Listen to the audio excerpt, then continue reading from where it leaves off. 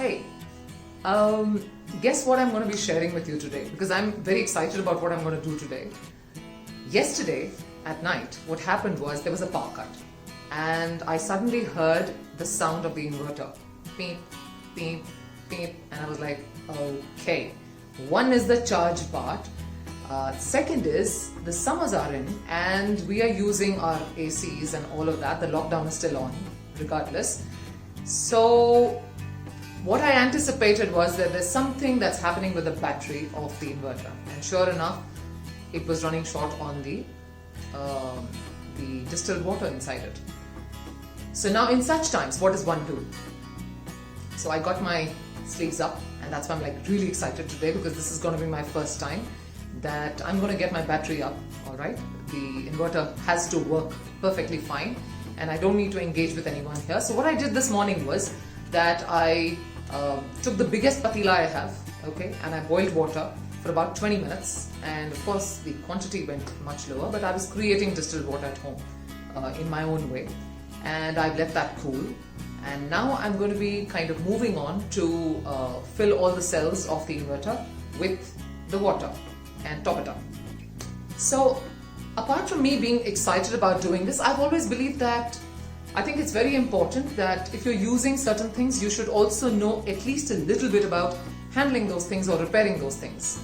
For example, if any of you drive a car, which I think many of you do, you must know how to handle a flat tire. I do mine if I'm ever stuck. Small little things like handling the fuse in the house, or some odd small repair. Every single time you don't need to run to an electrician or a plumber.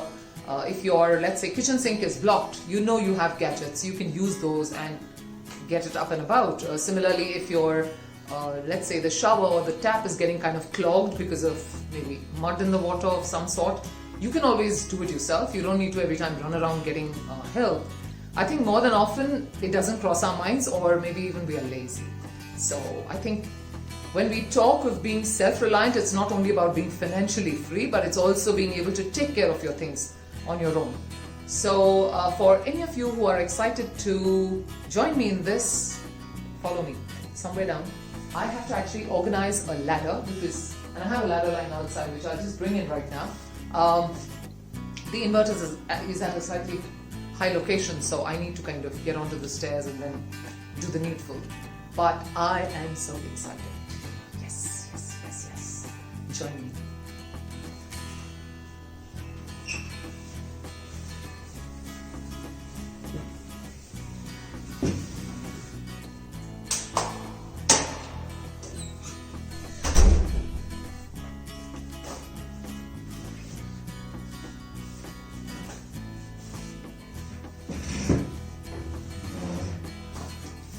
So I now have my water here, and I've carried a piece of cloth because I think there'll be a little spill here and there, so I'd like to wash it or clean it up. One thing that has to be done is you need to turn the power off when you're doing anything to do with electricity. You need to really turn the power off. So I'm going to be doing that. And before I start, I think what I'm going to do for the benefit of especially the women who probably have never done this earlier, I just want to show you what the battery looks like and how you can identify that it needs a top up. Alright, so let me just show that to you first, and I shall put this aside for a minute.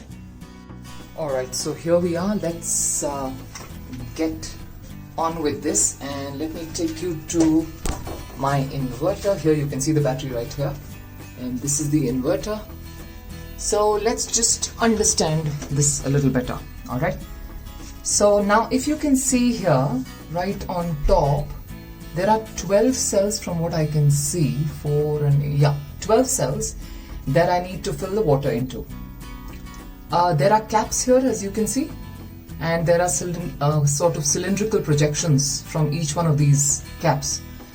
Now this cylindrical projection has a green mark and a red mark, and this is attached to a float inside the cell of the battery. So if you can see the red mark, it's at the base almost everywhere. Yeah, it's at the base, which means what? The quantity of the water inside the cell is at its bare minimum right now. It's touched the base, literally. So what needs to be done is that when we put in some water, what's going to happen is this red mark, because it's attached to the float, as the water in the cell rises, this level will also start rising up towards the green. And that's exactly what we're going to be doing to watch all of these marks very, very carefully. Few things we'll need to still keep in mind, however. And that is, like I said earlier, that we have to firstly switch off the power point completely and make sure the inverter is off, and also the main power connection in the house is completely closed. Alright, it's all off.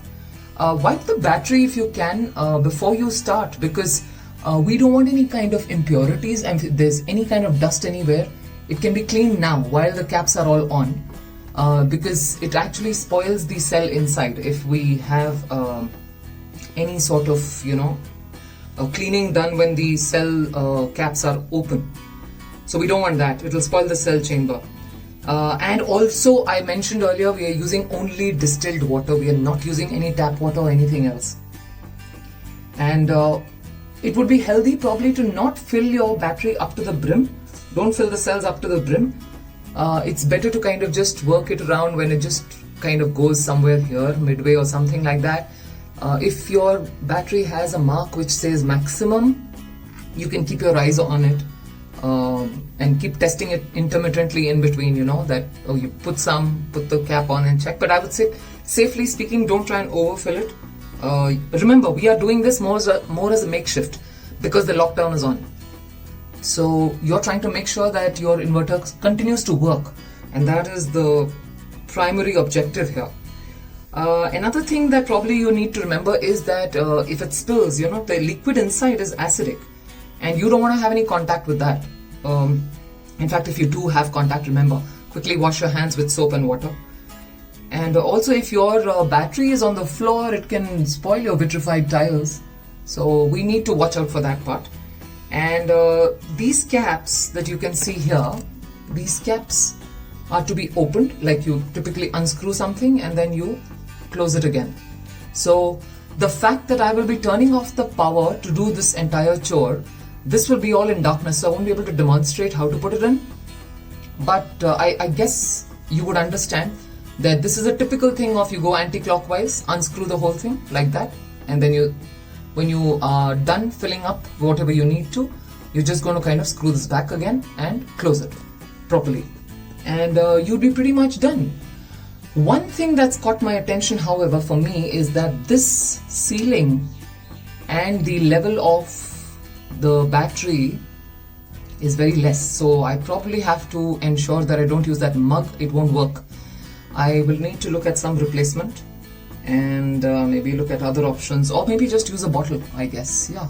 So once you're done and all of this cleaning has happened, you've shut all this, you're done with the filling, watch all the levels have gone up, and then if you want, if there's been any spill of distilled water here and there while pouring it, so you can wipe it dry.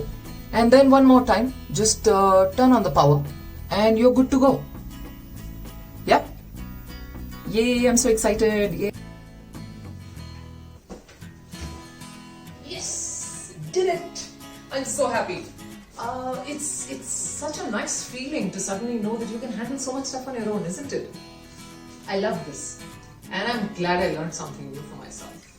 Go try out stuff on your own next time. Don't just jump at the drop of a hat to ask for help. Try it out yourself first, and if it doesn't happen, of course, feel free to ask for help whenever you can. Toodles, bye!